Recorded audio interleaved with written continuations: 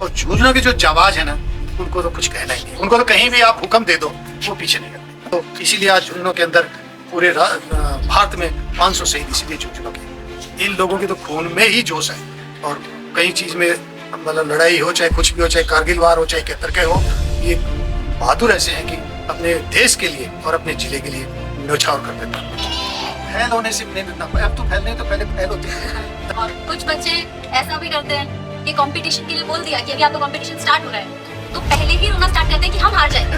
नहीं तो हार का डर जो है वो पहले से ही है। डर तो कभी रखना ही नहीं जिंदगी में। बट आप ये बताएं कि अगर ये बच्चे चिप्स कुरकुरे खाएंगे और बिस्किट्स खाएंगे तो ये इंडियन आर्मी में जा सकते हैं? नहीं जा सकते। और रेस करते हैं, रेस में कोई बच्चा हार गया तो वो हारने के बाद रोने लग जाता है। साइचिन ग्लेशियर के अंदर 18,000 फीट हाइट पर खाली बर्फ ही बर्फ है। सामने एक तिरंगा झंडा लगा है, ना पक्षी है, ना कौवा है, ना पौधे हैं, कुछ नहीं है, मतलब कुछ नहीं है, सिर्फ तिरंगा झंडा लगा है। और वो अपने टैंकर में बैठा सीढ़ी चढ़ रही है, सामने पाकिस्तान है, वो सिर्फ पूरे दिन उस तिरंगे झंडे को देखता है। कितनी अच्छी बात सिखाई कि कभी भी हार नहीं माननी चाहिए, कभी भी लाइफ में हार नहीं माननी चाहिए। तो आप सब अंकल को बोल के बता दो कि हम लाइफ में कभी भी हार नहीं मानेंगे। ये है सूबेदार मेजर धर्मपाल सिंह भांगू। जितना दम इनके नाम में है उतनी ही शानदार इनकी पर्सनालिटी है। ये अध्यक्ष हैं अखिल भारतीय पूर्व सैनिक सेवा परिषद झुंझुनू के और ये पूर्व प्रबंधक भी रह चुके हैं चिंकारा कैंटीन झुंझुनू में। इनसे जब भी बात होती है कुछ नया सीखने को मिलता है। इनका ऑरा बहुत ही पॉजिटिव और मोटिवेटिंग है। देन आई डिसाइडेड क्यों ना बच्चों को भी कन्वर्सेशन का पार्ट बनाया जाए। बच्चे जो देखते और सुनते हैं वही सीखते हैं। उनके मन में भी हमारी आर्म फोर्सेस के बारे में जानने की जिज्ञासा बढ़े और साथ ही साथ सेंस ऑफ रिस्पेक्ट भी इंक्रीज हो। और भांगू अंकल जी को मैं धन्यवाद दूंगी, इन्होंने टाइम निकाला और बच्चों से मिलकर उनकी सोच को एक और नई डायरेक्शन दिखाई। जय हिंद। जय हिंद। आज स्काई लार्क एकेडमी झुंझुनू के अंदर हम लोग पधारे हैं और स्काई लार्क एकेडमी की डायरेक्टर आकांक्षा चौधरी, मिस आकांक्षा चौधरी, स्काई लार्क एकेडमी का स्टाफ, आपके स्कूल में रोजाना करीब करीब आता हूँ मैं और आज मुझे अतिथि के तौर पर मौका मिला। पहले भी एक बार 15 अगस्त पे मैं आया था। तो पूरे स्टाफ को, आपके डायरेक्टर को आपका आभार व्यक्त करता हूँ कि आप लोगों ने आज मुझे बुलाया और सम्मान दिया, इसके लिए आपका बहुत बहुत आभार। आप लोगों से बच्चों बातचीत करेंगे सेना का जीवन, झुंझुनू में उसका महत्व और देश के लिए सेना में जाना क्यों जरूरी, डिसिप्लिन, अनुशासन, चरित्र और मतलब 3-4 चीजों का सेना में होना बहुत जरूरी है। अभी if you want to go there, आपको जाना है अगर वहाँ पे, तो आपको भी डिसिप्लिन अपनी लाइफ में लाना होगा। सैनिक कभी झूठ भी नहीं बोलता है। हाँ, जो चीज है साफ सुथरी बोलता है, सीधी बात। डिसिप्लिन कैसे लाओगे? सुबह जल्दी उठना, ब्रश करना, नहा के रेडी होके स्कूल आना, अपना होमवर्क टाइम से करना, घर में बड़ों की, पेरेंट्स की, सबकी बात मानना, टीचर्स की बात मानना, झूठ नहीं बोलना। तो ये सब आप करोगे तो आपकी लाइफ में क्या आएगा? डिसिप्लिन। क्या आएगा? डिसिप्लिन। जैसे आप लोगों को सुबह प्रेयर में सिखाया जाता है वही अनुशासन है। बट आप ये बताएं कि अगर ये बच्चे चिप्स कुरकुरे खाएंगे और बिस्किट्स खाएंगे तो ये इंडियन आर्मी में जा सकते हैं? नहीं जा सकते। अब इंडियन आर्मी में जाने के लिए इनको क्या तो खाना रहेगा, क्या अवॉइड करना रहेगा? इंडियन आर्मी में जाने के लिए जो मैं आपको बताया ना, खाना आपका पौष्टिक होना चाहिए। शुगर है, पहले तो बाजरे की रोटी थी, दही के साथ खाते थे। और हम लोग भर्ती होने के लिए जो दौड़ते थे तो घर वाले दूध पिलाते थे। उस टाइम बोर्नविटा तो नहीं था, दूध पिलाते थे कि तू फौज में भर्ती हो जा और भैंस को दूध पिया जा, मतलब दूध पियो और भर्ती हो बोल कर। अच्छा खाना था उस टाइम पर, चिप्स कुरकुरे नहीं थे। और सेना में भी ये वर्ज्य है, बिल्कुल कुछ भी नहीं। सेना में ये चीज मिलते हैं, हाई एल्टी में चले जाएंगे ग्लेशियर, वहां पर आप ये नहीं खा सकते, रोटी नहीं पी सकते दूध, वहाँ ड्राई फ्रूट जाता है वो भी पड़ा रहता है कि ऑक्सीजन की कमी है। 18,000 फीट हाइट पर ऑक्सीजन की कमी है। आओ बच्चों सुनो, आपको एक बात बताता हूँ कि आप मेरी एक छोटी सी कहानी सुनो। साइचिन ग्लेशियर के अंदर 18,000 फीट हाइट पर खाली बर्फ ही बर्फ है। सामने एक तिरंगा झंडा लगा है, ना पक्षी है, ना कौवा है, ना पौधे हैं, कुछ नहीं है, मतलब कुछ नहीं है, सिर्फ तिरंगा झंडा लगा है। और वो अपने टैंकर में बैठा, सीढ़ी जल रही है, सामने पाकिस्तान है, वो सिर्फ पूरे दिन उस तिरंगे झंडे को देखता है और अपने घर वालों को, अपने देश को याद करता है कि उसको पता है कि मुझे 3 महीने आ रहे हैं, 3 महीने से ज्यादा रह नहीं सकता वहां पर आदमी, इतनी ठंड है। और ड्राई फ्रूट वगैरह सब कुछ इतना राशन मिलता, खा नहीं सकता, दाढ़ी बड़ी बड़ी हो जाते हैं, शरीर का रंग काला पड़ जाता है। पर वो इसलिए जिंदा है कि उसके पीछे मेरी बेटी है, मेरी बीवी है, मेरे माँ बाप हैं, उनसे जाके मिलूंगा। तो उसको देखो कि वो 3 महीने खाली तिरंगे झंडे को देख करके और अपना, नहीं तो वो सोचे कि मैं तो नहीं रहूंगा, नौकरी छोड़ के चला जाता। इसलिए आदमी को कभी हार नहीं माननी चाहिए। अभी देखो अंकल ने आपको कितनी अच्छी बात सिखाई कि कभी भी हार नहीं माननी चाहिए, कभी भी लाइफ में हार नहीं माननी चाहिए। तो आप सब भी अंकल को ये बोल के बता दो कि हम लाइफ में कभी भी हार नहीं मानेंगे। Very good. अभी कभी कई बच्चे सोचते हैं कि इसको 90% नंबर आ गए, मेरे को 70%, कोई फर्क नहीं पड़ता है। 70% वाला हो सकता है 95 में चला जाएगा, 95 वाला बैक आ जाएगा। उतार चढ़ाव चलते रहते हैं। बहुत बच्चे हैं जो हाई स्कोर लेकर के पीछे रह जाते हैं, और जो हाई स्कोर कम वाले स्कोर आगे चले जाते हैं। ये बच्चे, घर वाले कई बोलते हैं मेरे बच्चों को पीछे बैठाते हैं, पीछे वाले कभी आगे चले जाते हैं, आगे वाले कभी पीछे। हाँ। तो जिंदगी में स्ट्रगल करके अगर आप आगे बढ़ोगे तभी आपको कामयाबी। कुछ बच्चे ऐसा भी करते हैं, जैसे इनका हम कंपटीशन करवाते हैं, मानो रेस करवाई, रेस में कोई बच्चा हार गया तो वो हारने के बाद रोने लग जाता है। क्या ये करना चाहिए बच्चे को? क्या आप इनको सिखाना चाहेंगे?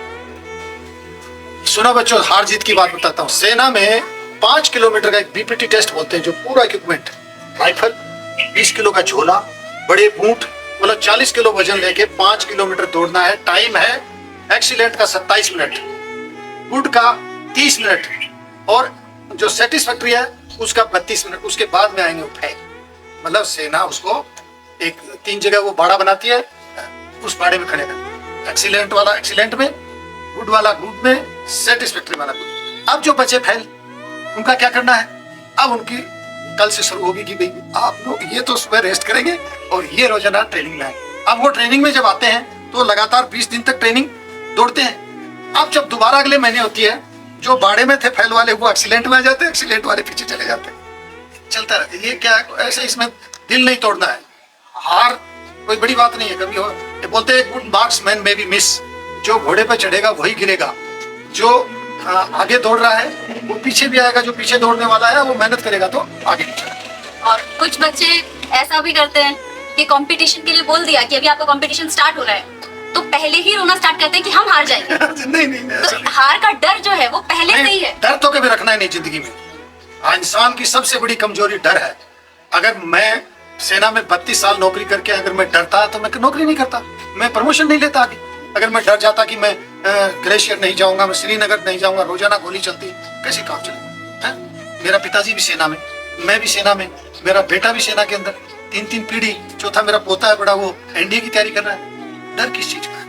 डरना नहीं कभी भी। सिखाया ना अंकल ने आपको, डरना नहीं, डरना नहीं है। बोलो हम नहीं डरेंगे,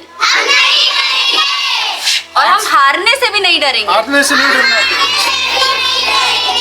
फेल होने से भी नहीं डरना। अब तो फेल नहीं तो पहले फेल होते थे। 10वीं का जब रिजल्ट आता था तो अखबार में आता था, गांव में दूसरे दिन पता चलता था। तो गांव वाले इकट्ठा होके बोलते थे, अरे मेरे बेटो तो 3rd डिवीजन पास हो तो घर में खीर छोड़, और फेल हो जाते तो कोई बात को नहीं, अगले साल पास हो जाता।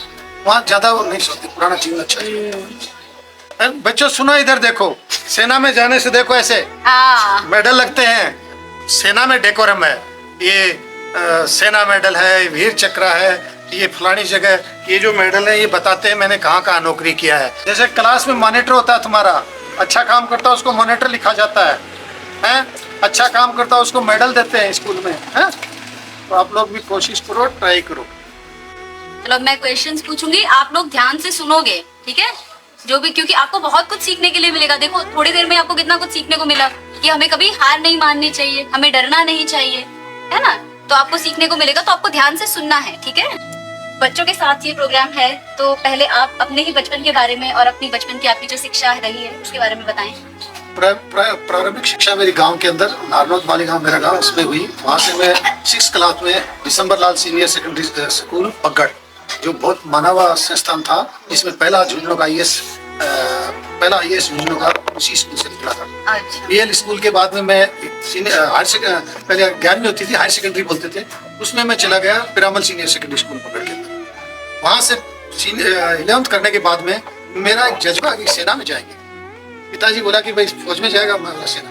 फिर मैं सेना में भी भर्ती दफ्तर में आ गए, हम लोगों की दौड़ भाग हुई, और 1975 में मैं सेना में इनरोलमेंट हो गया, 1975 में। सेना में एनरोलमेंट होने के बाद में 2005 में मैं सेना से सेवानिवृत्त हुआ। तो सेना में शामिल होने की प्रेरणा आपको कैसे मिली? सेना में शामिल होने के लिए पिताजी सेना में थे, चाचा सेना में, पूरा परिवार ही सेना में था कि अब हायर सेकेंडरी होगी तो सेना में जाना है क्या। बड़ा भाई था वो सिविल सर्विस में, मैं बोला मैं सेना में जाऊंगा। मेरे छोटा वो भी सेना में है, तो हम लोग सेना में चले गए। प्रेरणा मतलब झुंझुनू के अंदर हर घर में 2-2 सैनिक है और उन्हीं की वजह से कि बच्चे लोग सेना में चलते हैं, तो सेना में चले गए।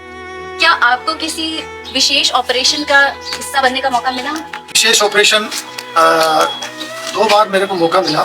एक बार तो हमारी सेना IPKF Indian peace keeping force जो श्रीलंका गई थी, उसके अंदर 6 महीने के अंदर मैं वहाँ रहा और वहाँ का नया अनुभव था कि हम लोग हिंद महासागर पार करके और लंका में जाफना में गए।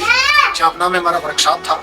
6 महीने हम वो लोग बहुत ही मतलब क्रिटिकल पोजीशन में रहे और हमारा ड्यूटी था वेलुतुरी, जो प्रभाकरण एंटिटी का प्रमुख था, उसका गांव, और गांव के आगे एक बगीचा था, वहाँ ज्यादातर बगीचे नारियल के हैं, पूरा नारियल ही नारियल है। उस बगीचे के सामने समुद्र है हिंद भाषा में, और एल्टीट्यूड समुद्र से आता था नाव से। और हमारे को टास्क था कि रात को अगर ये आते हैं तो उनको रोकना। तो रात को 30 फुट के ऊंचे ये बना रखे थे पोस्ट, उन पोस्टों के ऊपर बैठे थे। और वो जो श्रीलंका का 6 महीने का जो पीरियड था वो खतरनाक पीरियड था। और जब मैं श्रीलंका गया तो मैंने घर वालों को बताया नहीं कि मैं श्रीलंका। मेरे पिताजी ने मुझे पूछा था कि तू कहाँ जा रहा है, मैं बोला मैं मद्रास जा रहा हूँ। पर मेरे पिताजी को शायद पता चल गया, पर उन्होंने बताया नहीं कि घर वालों को नहीं बताया। तो ये मतलब दूसरे मौका मिला जब ये बार हुआ था अपना करगिल का। इसमें मेरी पोस्टिंग श्रीनगर एयरपोर्ट पे फील्ड पे थी और जहाँ से संचालन होता था जितनी कैजुअलिटी आती थी, घायल आते थे, उन लोगों को हेलीकॉप्टर से आते थे। और श्रीनगर में बदामी बाग कैंट में मिलिट्री हॉस्पिटल है, उसमें ट्रीटमेंट के लिए फर्स्ट ट्रीटमेंट दिया जाता, वो पूरा भर गया। फिर वहाँ से चंडीगढ़ रेफर किया जाता, चंडीगढ़ से दिल्ली हॉस्पिटल और कैजुअल भर गए थे। और जो शहीद हो जाते थे उस मेरे मतलब सबको सलामी लगती थी और हवाई जहाज़ों के द्वारा उनको दिल्ली भेज दिया जाता था, घरों में चले जाते थे। उनकी जगह जो नए सोल्जर जाते थे, उन सोल्जरों को हम लोग मोटिवेशन देखते थे, उनको पूछते थे, तो वो कहते थे कि भाई हम तो जा रहे हैं, हम रहे ना रहे और हमारा वतन जो रहे। ये मतलब कभी उनके लोगों के शिकन नहीं देखे हम लोगों ने कि भाई मैं बाहर में जा रहा हूँ, क्या होगा मुझसे। और अपने झुंझुनू के जो वीर है ना, उनकी तो कहानी कुछ नहीं। आपका ट्रेनिंग का अनुभव कैसा रहा? ट्रेनिंग हमारी सबसे पहले हम लोग सिकंदराबाद, हमारा ट्रेनिंग सेंटर है जो आंध्रा के अंदर है। और ट्रेनिंग का अनुभव बताया, वहाँ जाते ही सबसे पहले तो ड्रेस इशू कर देते हैं, मेकर वगैरह पूरा मतलब सिस्टम सरकारी इशू कर देते हैं। और सुबह उठना सिखाया, वो इंस्ट्रक्टर सिखाते हैं कल आपको 4:30 बजे उठना है। उठने के बाद में आपने अपनी बैरिक की साफ सफाई करनी है, सफाई खुद करना है, पोछा लगाना है। उसके बाद में आपने तैयार होकर पीटी में जाना है। 6 महीने की जो हमारी ट्रेनिंग है, इतनी हार्ड ट्रेनिंग है उसके अंदर कि पहले 1-2 महीने में तो ऐसा लगता है कि घर ही चले जाए छोड़। पर जो ट्रेनिंग में जैसे जैसे निकलते जाते हैं ना, तो मतलब साहस बढ़ता जाता है कि ये 9 फुट की दीवार तो कुछ नहीं, और ऐसे जंप कर जाता है। तो इतना मतलब वो था कि कुछ वहाँ 9 फुट की दीवार होती है, ऐसे होती है, उसको पाँव लगाओ और कूद जाओ। 6 फुट लंबा घोड़ा होता है, हाथ रखो कूद जाओ। मतलब वहाँ पर क्या मिट्टी थोड़ी ये बजरी टाइप की मिट्टी है, तो वहाँ पर वो जो पनिशमेंट देते हैं तो फ्रंट रूल बोलते हैं सेना में, करवाते थे ये सारी निकल जाए। मतलब हार्ड ट्रेनिंग से गुजरना था। 6 महीने की जो सेना की ट्रेनिंग होती है बहुत ही हार्ड टफ, और वो ट्रेनिंग ये सिखाती है कि अब आप कहीं भी जाओ, चाहे ग्लेशियर में जाओ, चाहे फील्ड में जाओ, आप कहीं मात नहीं खाओगे, चाहे गर्मी में हो चाहे सर्दी में हो, शरीर को ऐसा डाल देते हैं, कोई फर्क नहीं पड़ता, चाहे ठंडे से नहाओ चाहे गर्मी से। तो ट्रेनिंग ही सबसे हार्ड ट्रेनिंग है। सबसे पहले जो आपकी पोस्टिंग थी सर, तेजपुर, सबसे फर्स्ट पोस्टिंग मेरी तेजपुर आसाम के अंदर थी। 4 कोर हेडक्वार्टर था तेजपुर के अंदर। तेजपुर से संचालन होता है जो आगे जितने जो इलाका है ना, पहाड़ी इलाका, मिजोरम और आगे पूरा अगरतला, आगे चाइना बॉर्डर, ये सब पीस स्टेशन तेजपुर है। तो पहला पोस्टिंग मेरा तेजपुर था। आपके अनुसार भारतीय सेना की सबसे बड़ी ताकत क्या है? भारतीय सेना की सबसे बड़ी ताकत, जो सेना हमारी सेना सबसे ज्यादा जवान सेना है, यंग सेना है, मतलब उसकी सेना की हमारी उम्र है करीब बिटवीन 30 साल की उम्र है करीब। इसकी सबसे बड़ी ताकत है जज्बा है, जो सैनिकों का जज्बा में राजपूत, जाट, अहीर, गुर्जर और ये जो गोरखा, तो ये लोग हैं, इनमें मतलब खून का उबाल है। मतलब इनको कह दिया भाई इस पहाड़ी पे चढ़ना है, जाट कंपनी होती है, जाट कंपनी, तो जाट बोलेगा जाट बलवान जय भगवान, और चल देगा उस पहाड़ी पर। हाँ, सिख रेजिमेंट बोलेगी सस्ती अकाल, वो चल देगी। हाँ, अलग अलग सबका नारा है। जोश यही है कि मैं इससे पीछे नहीं रहूंगा, मैं इससे पीछे नहीं रहूंगा, मैं इससे पीछे। और झुंझुनों की जो जाबाज है ना, उनको तो कुछ कहना ही नहीं। उनको तो कहीं भी आप हुक्म दे दो, वो पीछे नहीं करते। तो इसीलिए आज झुंझुनों के अंदर पूरे भारत में 500 शहीद इसीलिए झुंझुनों के। इन लोगों के तो खून में ही जोश है। और कई चीज में मतलब लड़ाई हो, चाहे कुछ भी हो, चाहे कारगिल वार हो, चाहे केतरके हो, ये बहादुर ऐसे हैं कि अपने देश के लिए और अपने जिले के लिए न्यौछावर कर देते हैं। आप बच्चों को क्या बताना चाहेंगे कि एक अच्छे सैनिक में क्या क्या विशेषताएं होनी चाहिए? एक अच्छे सैनिक में बच्चों सबसे फर्स्ट में आता है उसका अनुशासन, फिर उसका चरित्र करेक्ट है, और 2-3 चीजें और उसकी शासन में है। उसकी शिक्षा भी अच्छी होनी चाहिए, जज्बा, देश के प्रति जज्बा भी होना चाहिए। मतलब अनुशासन तो है ही है, चरित्र भी होना चाहिए, जज्बा भी होना चाहिए। मतलब कि मुझे भारत सरकार रक्षा मंत्रालय तनख्वाह दे रहा है, मैं इस देश के लिए जो भी देश मेरे से कुर्बानी मांगेगा उसके लिए मैं देने के लिए तैयार हूँ। मुझे ये नहीं सोचना है कि भारत सरकार ने मेरे को क्या दिया, मुझे ये सोचना है कि मैं भारत सरकार को, मैं इस देश को क्या दे सकता हूँ। सैनिक के रूप में आपके लिए, आपके जीवन में सबसे महत्वपूर्ण सीख आपकी क्या रही? सैनिक के जीवन में सबसे महत्वपूर्ण जीवन मैं ये मानता हूँ कि मैं सेना में अगर नहीं जाता, मैं सेना से जाने के बाद में मैंने सेना में बहुत कुछ सीखा। वहाँ पर मैं सीनियर करके गया था, वहाँ मैंने MBA किया, ग्रेजुएशन किया, प्रमोशन लिया। उसके बाद में मैं सेना से सेवानिवृत्त होने के बाद में चिनकारा कैंटीन जो आर्मी सेना द्वारा संचालित है, झुंझुनू, चिड़ावा, सीकर, जयपुर, इनका मैं प्रबंधक रहा। और आज मैं अखिल भारतीय पूर्व सैनिक सेवा परिषद झुंझुनू का अध्यक्ष होने के नाते मुझे गर्व है कि मैं सेना में था। इसलिए आज मुझे आप लोग बुला रहे हैं मोटिवेशन के लिए, मुझे स्कूलें बुला रही हैं, और हर जगह पर हम लोग जब इस यूनिफॉर्म में जाते हैं तो मान सम्मान मिलता है। यही हमारी सबसे बड़ी उपलब्धि है कि हमारे को जो मान सम्मान जो मिलता है वही हमारी सबसे बड़ी उपलब्धि। परिवार के लिए हम लोग सोचते हैं कि हमारा परिवार सैन्य परिवार है और आगे भी हमारे परिवार से सेना में जाते रहें। रिटायरमेंट के बाद आप किस प्रकार की सामाजिक गतिविधियों में शामिल हैं? सेवानिवृत्त 2018 में चिनकारा कैंटीन से मैं सेवानिवृत्त होने के बाद में 1 साल तक कोरोना काल आ गया।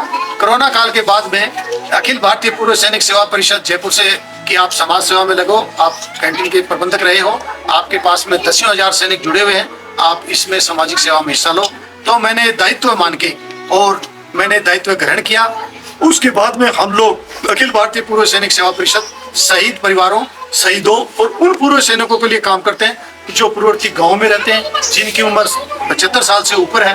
अगर कोई उनको समस्या है, शहीद परिवार को कोई समस्या है, उस समस्या को हम लोग कागज वगैरह लेके उनसे सुन के, जो जिला सैनिक कल्याण अधिकारी है, यहाँ के कलेक्टर महोदय हैं और SP महोदय हैं, उनको हम लोग ये सब चीजें बताते हैं कि इनको ये परेशानी है और कोशिश करते हैं कि उस परेशानी को दूर किया जाए। वैसे समय समय पर राजस्थान सरकार, भारत सरकार हमारे बारे में वैसे ही बहुत कुछ सोचती है।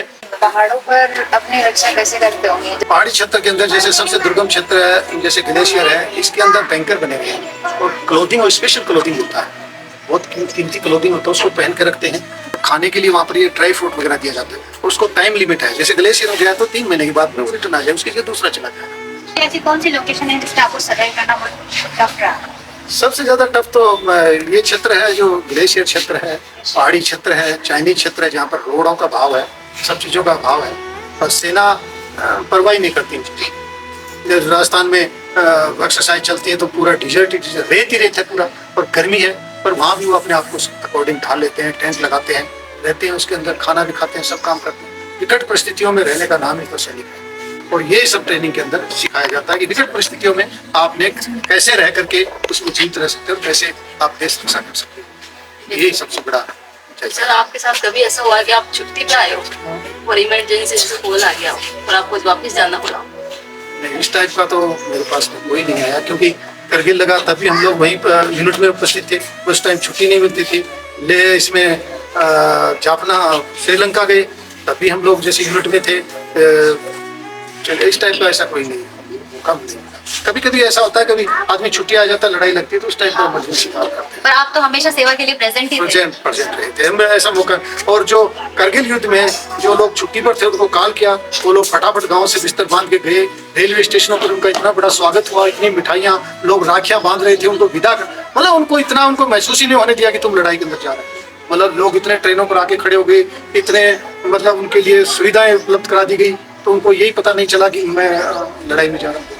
मतलब जब लड़ाई लगती है तो देश के नागरिक सैनिकों के साथ भी कंधे से कंधा मिलाना चाहिए। आपका वहाँ डेली रूटीन था, वो कैसा था?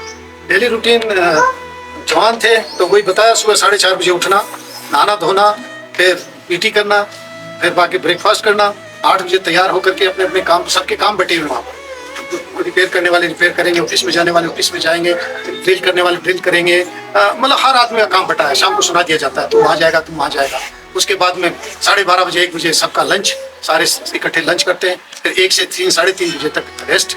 उसके बाद में दोबारा सारे इकट्ठे होते हैं, इकट्ठे होकर गेम, वॉलीबॉल खेलने वाला वॉलीबॉल खेलो, बास्केटबॉल खेलो, कंपटीशन चलते रहते हैं वहाँ पर, बास्केटबॉल वॉलीबॉल। उसके बाद गेम के बाद में रेस्ट, नहाओ धो, 9:30 बजे एक बिसल लगती है, सब लाइट ऑफ और सो जाओ। कोई किसी की मर्जी नहीं है कि मैं पढ़ूंगा, मैं कुछ। कौन बताएगा कि किसने क्या सीखा आज? कभी भी डरना नहीं चाहिए। कभी भी डरना नहीं चाहिए, वेरी गुड। और क्या सीखा आपने? और मैम, हाँ? कभी भी हार नहीं माननी कभी भी हार नहीं माननी चाहिए, हार से डरना नहीं। कभी भी हार से नहीं डरना चाहिए, वेरी गुड। और क्या सीखा आपने? अनुशासन भी सीखा ना आपने? डिसिप्लिन, अनुशासन सीखा। Yes, ma'am. कैसे रहना चाहिए आपको? डिसिप्लिन से। Discipline. भारत माँ के हम सिपाही, इतना बस हमारा परिचय है। जान हथेली पर रखते हैं, हमें ना किसी का डर भय है, और जहाँ जहाँ तक उड़े तिरंगा वहाँ वहाँ घर मेरा है, और जब तक सर ऊंचा मेरा, जब तक ऊंचा तिरंगा है। बोलो भारत माता की, माता की, माता की, जय हिंद, जय हिंद। धन्यवाद। थैंक यू बोला सब।